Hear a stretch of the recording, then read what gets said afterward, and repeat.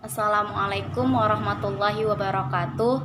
Kami dari kelompok 4 mata kuliah pengantar ilmu ekonomi akan memaparkan hasil diskusi kami yang berjudul tentang mekanisme pasar dan penetapan harga.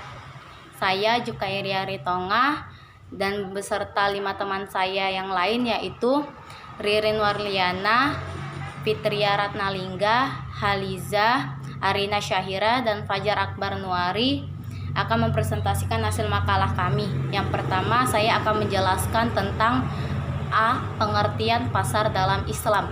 Pasar didefinisikan sebagai pertemuan antara penjual dan pembeli, di mana pembeli datang ke pasar dengan membawa suatu permintaan barang dan bertemu dengan seorang penjual yang membawa penawaran, dan mereka berdua menghasilkan suatu kesepakatan, lalu terjadilah ketetapan harga. Seperti pada Quran Surah Al-Furqan ayat 20. Dan kami tidak mengutus rasul-rasul sebelummu, melainkan mereka sungguh memakan makanan dan berjualan di pasar-pasar. Yang ke-B yaitu fungsi pasar. 1. Menetapkan nilai-nilai harga dalam pasar. Yang kedua, menyimpulkan produksi melalui faktor barang. Yang ketiga, mendistribusikan suatu produk. Yang keempat, melakukan pembatasan tingkat konsumsi agar terjadi keseimbangan harga. Yang kelima yaitu menyediakan barang, jasa, dan untuk keperluan masa akan datang. Contohnya itu tabungan dan investasi, yaitu ini merupakan sebagai alat untuk mempertahankan sistem ekonomi dan kemajuan ekonomi. Demikian hasil presentasi dari saya. Selanjutnya akan disampaikan oleh teman saya Ririn Warliana. Terima kasih. Assalamualaikum warahmatullahi wabarakatuh. Saya Ririn Warliana. Saya akan menjelaskan mengenai struktur pasar.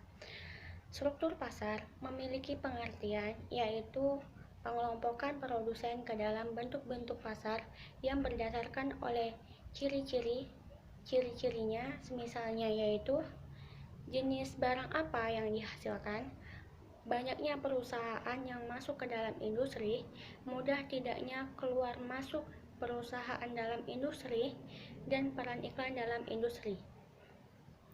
Di dalam teori ekonomi, struktur pasar terbagi menjadi dua, yaitu pasar persaingan sempurna dan pasar persaingan tidak sempurna.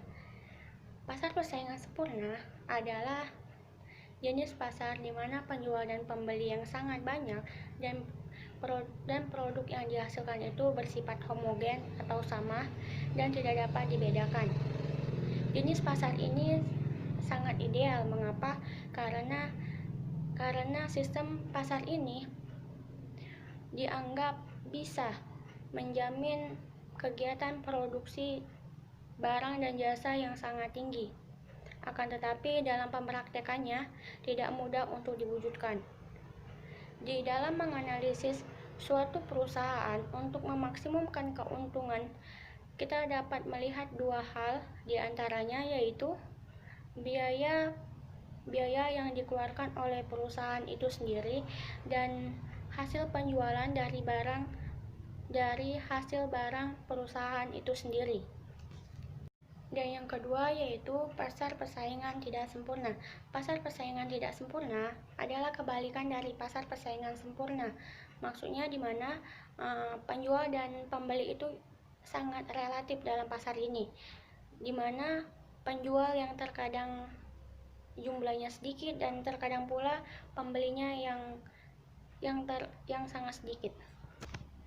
Di dalam pasar persaingan tidak sempurna terbagi menjadi 3 macam, diantaranya itu pasar monopoli, pasar oligopoli, dan pasar monopolistik.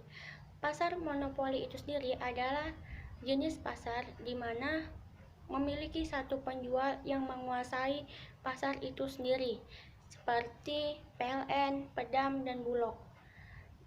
Seorang monopoli adalah sebagai penentu harga atau price maker. Dan yang kedua yaitu pasar oligopoli. Pasar oligopoli adalah suatu pasar penawaran di mana di mana memiliki satu jenis barang yang ditawarkan oleh beberapa perusahaan.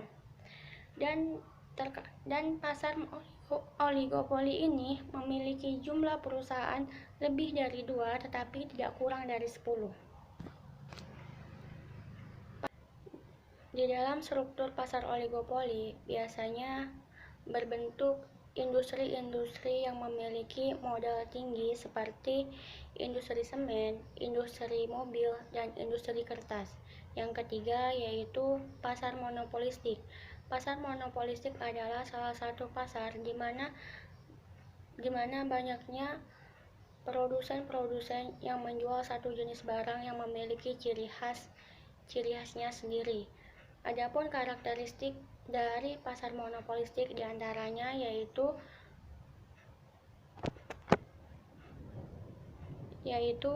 produk yang terdispensasi, dan yang kedua yaitu jumlah produsen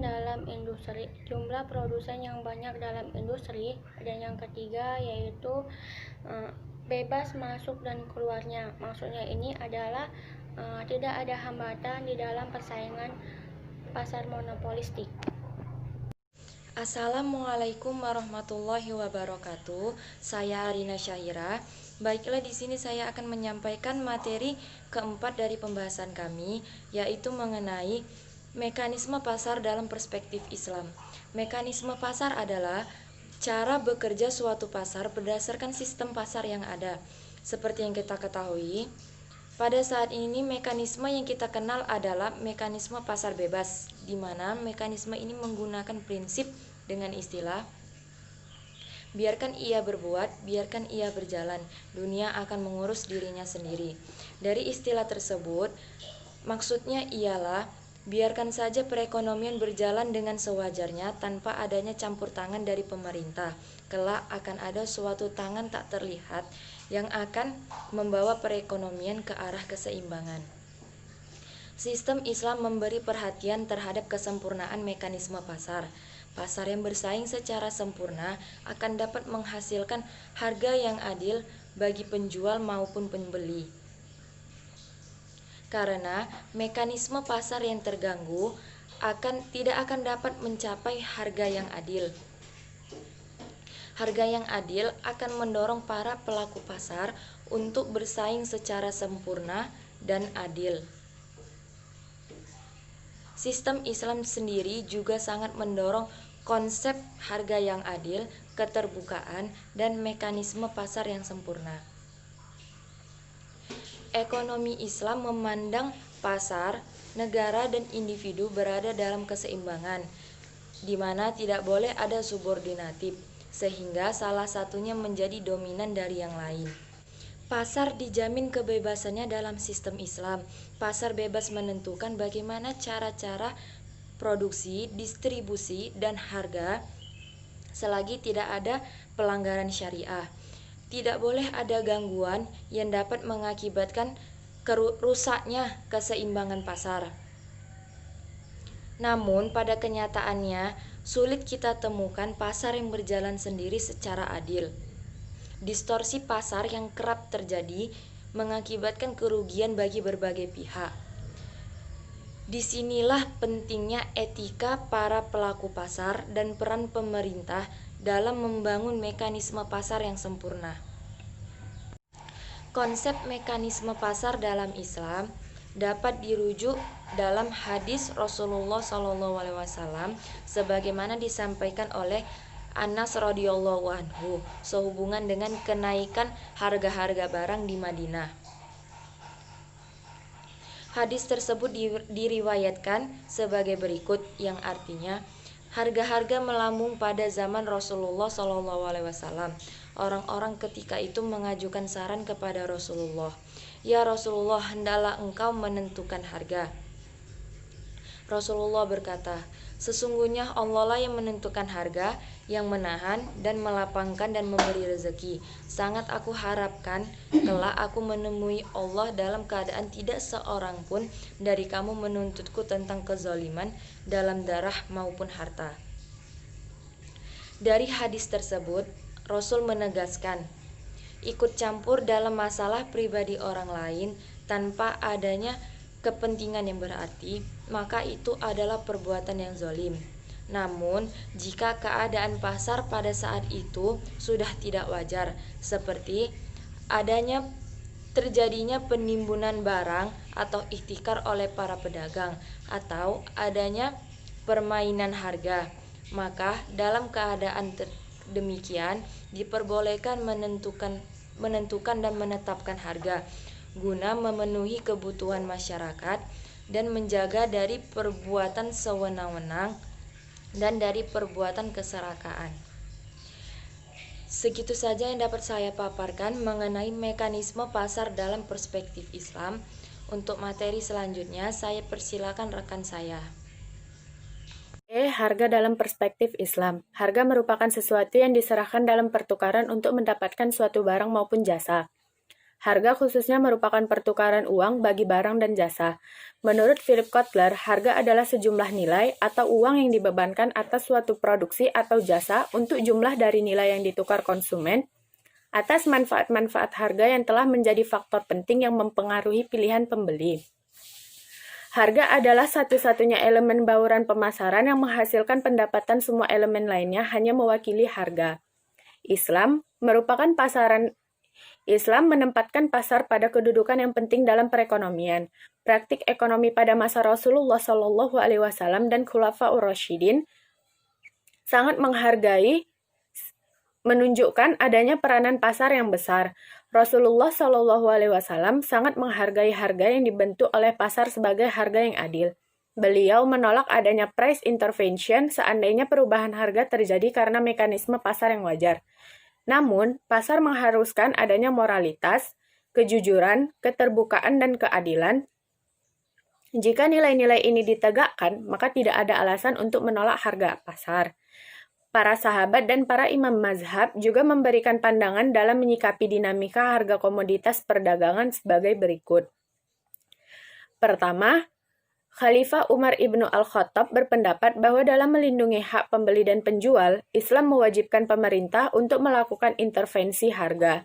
Bila kenaikan harga disebabkan oleh distorsi penawaran dan permintaan, Umar ibnu Al-Khattab pernah menegur seseorang pedagang bernama Habib ibnu Abi Balta'ah karena menjual anggur kering di bawah harga pasar. Kedua, Imam Syafi'i dan Ahmad ibnu Hanbal berpendapat bahwa pemerintah tidak memiliki hak untuk menetapkan harga dengan alasan Rasulullah SAW tidak pernah menetapkan harga meskipun penduduk menginginkannya. Penetapan harga adalah ketidakadilan yang dilarang karena persoalan ini melibatkan hak milik seseorang, sedangkan setiap orang berhak menjual komoditas perdagangan dengan harga berapapun berdasarkan kesepakatan antara penjual dan pembeli. Menurut Ibnu Taimiyah yang dikutip oleh Yusuf Qardawi, penentuan harga mempunyai dua bentuk, yaitu ada yang boleh dan ada yang haram. Pertama, tas'ir adalah bentuk penentuan harga yang zalim, dan ini dilarang dalam syariah. Kedua, harga yang adil yaitu harga yang sesuai dengan kaidah supply dan demand serta mekanisme pasar. Selanjutnya, Qardawi menyatakan bahwa jika penentuan harga dilakukan dengan memaksa penjual menerima harga yang tidak mereka ridhoi, maka tindakan ini tidak dibenarkan oleh agama. Namun, jika penentuan harga ini menimbulkan suatu keadilan bagi seluruh masyarakat, seperti menetapkan undang-undang untuk tidak menjual di atas harga resmi, maka hal ini diperbolehkan dan wajib diterapkan. Menurut Ibnu Taimiyah, harga ditentukan oleh kekuatan permintaan dan penawaran. Besar kecilnya kenaikan harga bergantung pada besarnya perubahan penawaran dan atau permintaan. Bila seluruh transaksi sudah sesuai aturan, kenaikan harga yang terjadi merupakan kehendak Allah. Penentuan harga dilakukan oleh kekuatan-kekuatan pasar, yaitu kekuatan permintaan dan kekuatan penawaran. Dalam konsep Islam, pertemuan permintaan dengan penawaran tersebut haruslah terjadi secara rela sama rela. Tidak ada pihak yang merasa terpaksa untuk melakukan transaksi pada tingkat harga tersebut. Jika titik pertemuan antara permintaan dan penawar yang membentuk harga keseimbangan hendaknya berada dalam keadaan rela sama rela dan tanpa ada paksaan dari salah satu pihak. Prinsip-prinsip mekanisme pasar dalam Islam. konsep mekanisme pasar dalam Islam dibangun atas prinsip-prinsip sebagai berikut. Yang pertama, kerelaan, yakni segala transaksi yang dilakukan haruslah atas dasar kerelaan antara masing-masing pihak atau freedom contact. Hal ini sesuai dengan Quran Surah An-Nisa ayat 29 yang artinya, hai orang-orang yang beriman, janganlah kamu saling memakan harta sesamamu dengan jalan yang batil, kecuali dengan jalan perniagaan yang berlaku dengan suka sama suka di antara kamu. Dan janganlah kamu membunuh dirimu, sesungguhnya Allah Maha Penyayang kepadamu. Kedua, kejujuran. Kejujuran merupakan pilar yang sangat penting dalam Islam, sebab kejujuran adalah nama lain dari kebenaran itu sendiri. Islam melarang tegas melakukan kebohongan dan penipuan dalam bentuk apapun. Sebab, nilai kebenaran ini akan berdampak langsung kepada para pihak yang melakukan transaksi dalam perdagangan dan masyarakat secara luas. Keterbukaan. Pelaksanaan prinsip ini adalah transaksi yang dilakukan dituntut untuk berlaku benar dalam pengungkapan kehendak dan keadaan yang sesungguhnya baik hati, ucapan maupun perbuatan. 4. Keadilan. Menempatkan segala mekanisme pasar sesuai proporsi, keadaan dan latar belakang. 5. Amanah, yaitu menghindari penentuan harga yang spekulatif sehingga harga yang terjadi tidak fair. G. Penyebab distorsi pasar. Beberapa tindakan yang bersifat kezaliman di pasar dapat menyebabkan kondisi terjadinya distorsi baik dari sisi penawaran maupun permintaan.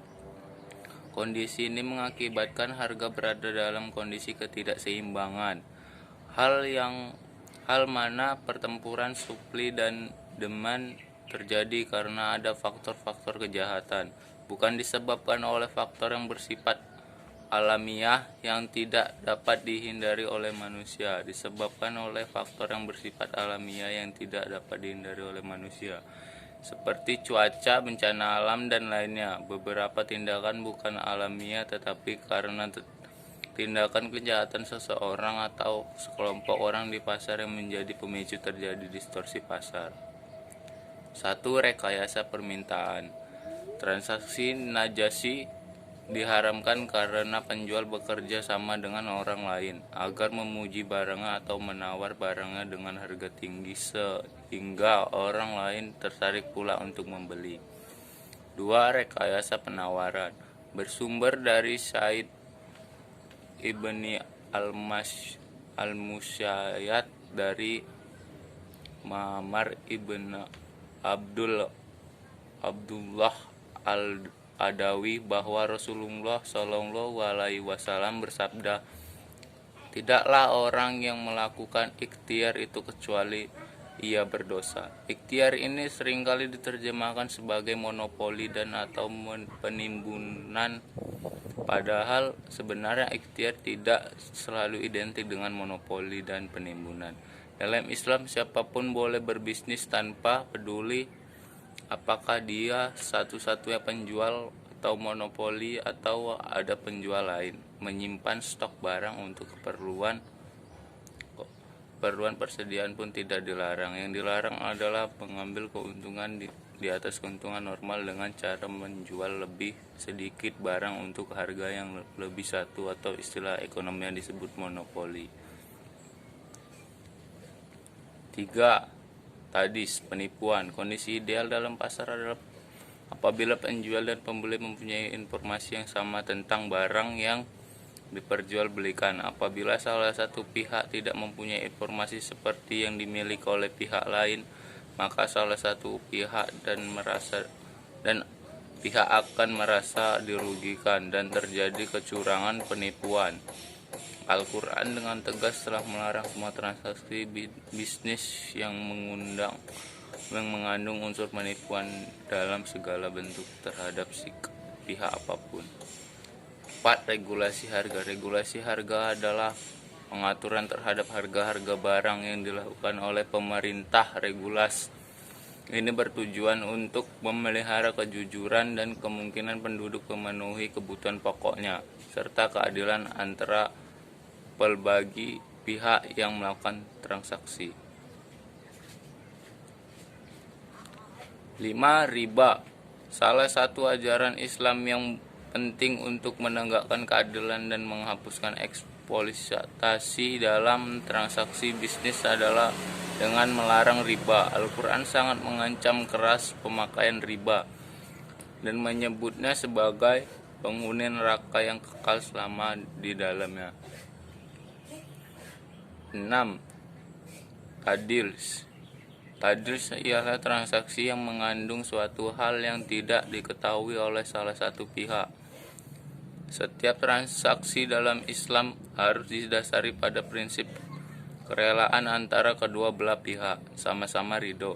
Mereka harus mempunyai informasi yang sama, sehingga tidak ada pihak yang merasa dicurigai, ditipu, karena ada sesuatu yang keadaan di mana salah satu pihak tidak mengetahui informasi yang diketahui pihak lain. Ini merupakan asymmetric information.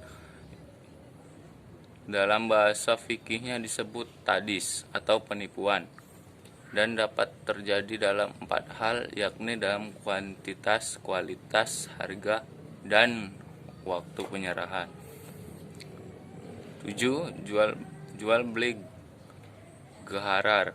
Jual beli gharar ialah suatu jual beli yang mengandung ketidakjelasan atau ketidakpastian.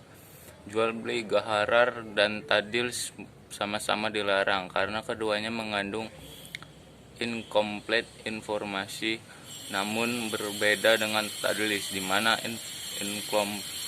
incomplete informasinya hanya dialamin oleh satu pihak saja. Misalnya pembeli saja atau penjual saja. Dalam gharar, incomplete informasi dialami oleh kedua pihak, baik pembeli maupun penjual. Peran pemerintah dalam pengawasan pasar.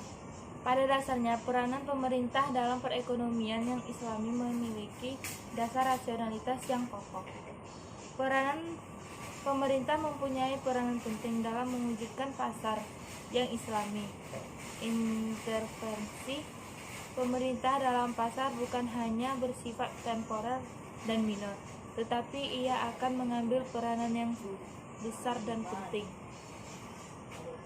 Pemerintah bukan hanya sebagai wasit atas permainan pasar, tetapi ia akan berperan aktif bersama pelaku-pelaku pasar yang lainnya. Ada beberapa contoh peran pemerintah yang berkaitan dengan implementasi moralitas Islami adalah sebagai berikut. Yang pertama, memastikan dan menjaga implementasi nilai dan moral Islam secara keseluruhan. Yang kedua, memastikan dan menjaga agar pasar hanya menjual belikan barang dan jasa yang halal, taiban. 3. Melembagakan nilai-nilai persaingan yang sehat atau fair play, kejujuran, keterbukaan, dan keadilan dalam konteks ini. 4. Menjaga agar pasar hanya menyediakan barang dan jasa sesuai dengan prioritas masyarakat setempat.